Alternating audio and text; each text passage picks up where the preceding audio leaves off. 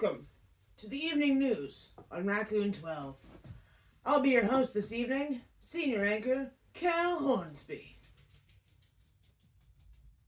I'll be broadcasting myself this evening as co-anchor Cletus McPeets had some disagreements with one of our news stories and voiced this quite loudly.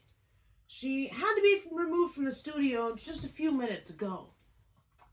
It was quite a kerfuffle getting ready this evening. I also could not find my Nixon now more than ever button, which, ironically, now more than ever, I find it fitting. Although I felt that way the first time for much different reasons. Well, let's see where we are.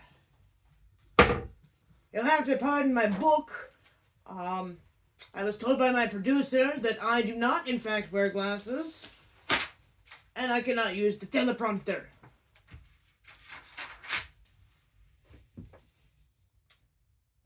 Malfunction Junction's only source for fey propaganda, Raccoon 12. I want to start this news hour-ish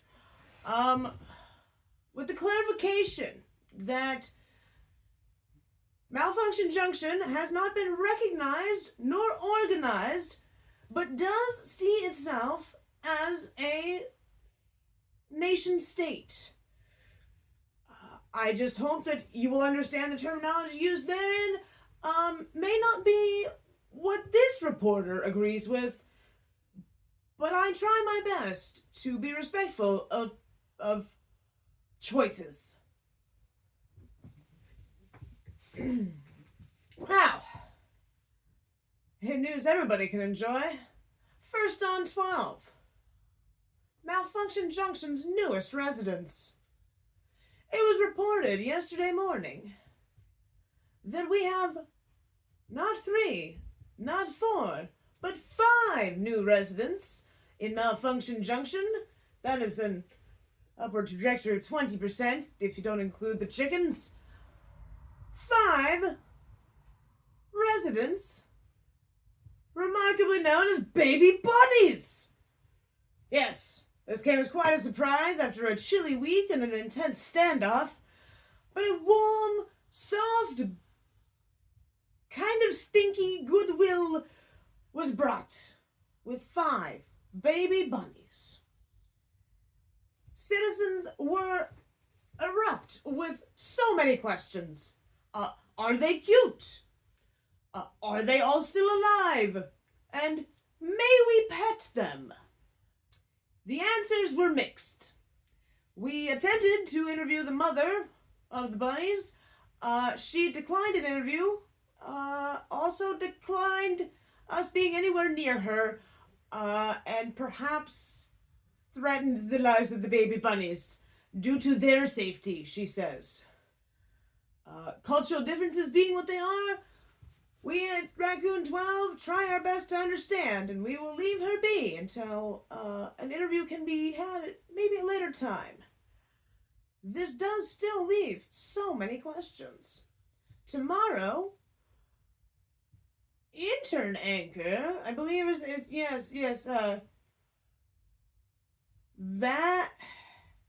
Valentina, yes. She will be on the scene to try to get an interview or at least a sneak peek at these baby buns. We have heard from folks on scene that their eyes are not open, but they are quite alive and do have all of their appendages. Some hopped to and fro from their weird little nest. Good news. Next in good news, we have some infrastructure updates. Local handyman and heartthrob to any woman over 35 who likens herself to have a good adhesives library, Josh Kasperzak has brought power to the people. Yes, that's right. Malfunction Junction now boasts electricity in all indoor rooms, some of which even bearing overhead lighting. Josh was hard at work today and unsure of a completion date, but he did state that he believes we will end up with overhead lighting and perhaps fans in most of the indoor spaces of Malfunction Junction, which, dear viewers, if you have spent much time here, you would know this is a vast improvement over our lantern-based existence for the last 2.5 years. A prost. Handyman Josh, dreamboat that you are. In other infrastructure updates, hot water outside. Yes, that's right. As dreamed of by only one resident of Cave Junction, local resident artist and trashy visionary Lou Peterson, we now have a spigot for hot water. It comes out at 125 degrees into a hose, with results yet to be seen. Citizens today were seen gallivanting about in their finest wigs, spraying the snow, and to clear the snow and the ice off of the walkways. Oh, it's Co-Anchor Cletus. Come on, you've been enjoying the show. Come on. You can't just whine during it. Passing foreign dignitaries noted the citizens of Malfunction Junction hosing down the snow in 24-degree weather and reasonably assumed that once again drugs may have been a cause of this interesting cultural choice. The citizens of Malfunction Junction, however, know that this was not an effect of drugs, but more of stunning brilliance, and we hope that this will become a cultural normative the world over, mostly so that people stop looking at us like that. Resident artist and trashy visionary Lou Peterson was quoted as saying that not only can we clear ice, we can also wash broken glass outdoors, hose off stinky dogs, and frolic. Although in 24-degree weather, I'm not sure any of us are quite ready for that. I wish her the best. She'll be on tomorrow night.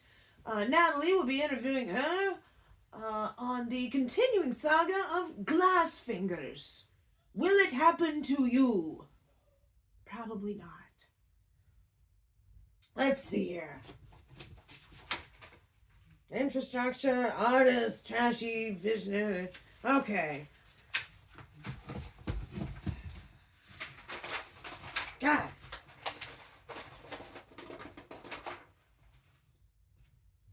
Yeah, that was the whole story. Okay. Well, I feel like we have some more news.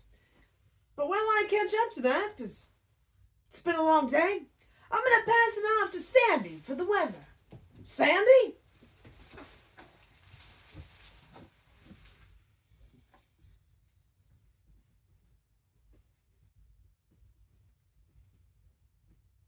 Now, hold on. I can't find my hair. I'm trying my best. But Carol, don't. I really...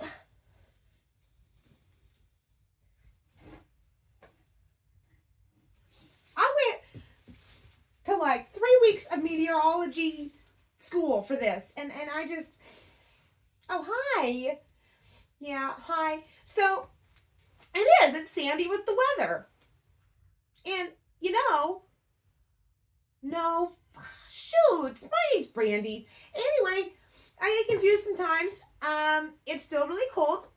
It is February in Oregon, and it snowed all last week.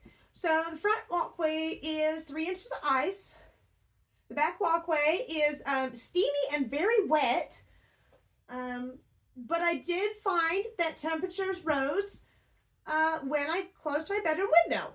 So that's pretty great. What? Tomorrow? No, silly. I tell the weather, not the future. I'll tell you about tomorrow's weather tomorrow. Back to you, Carol.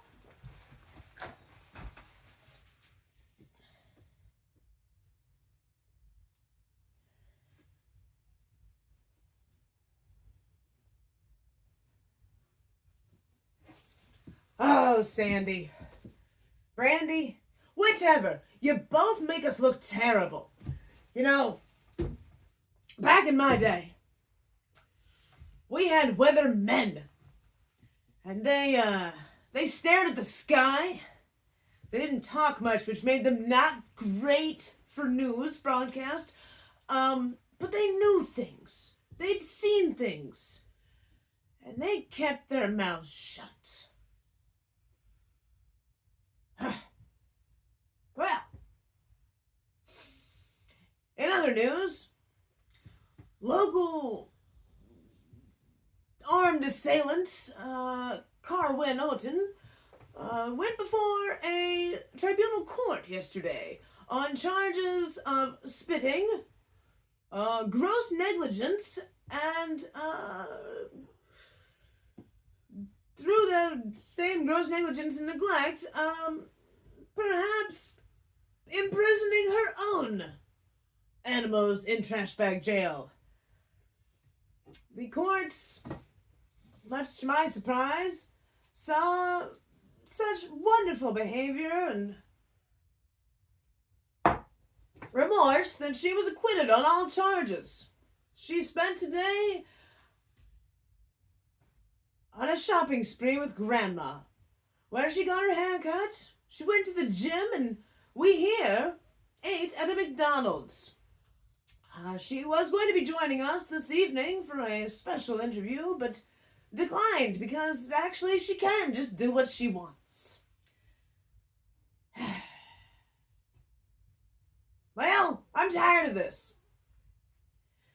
For Raccoon 12, I'm Carol Hornsby. Thank you, and go away.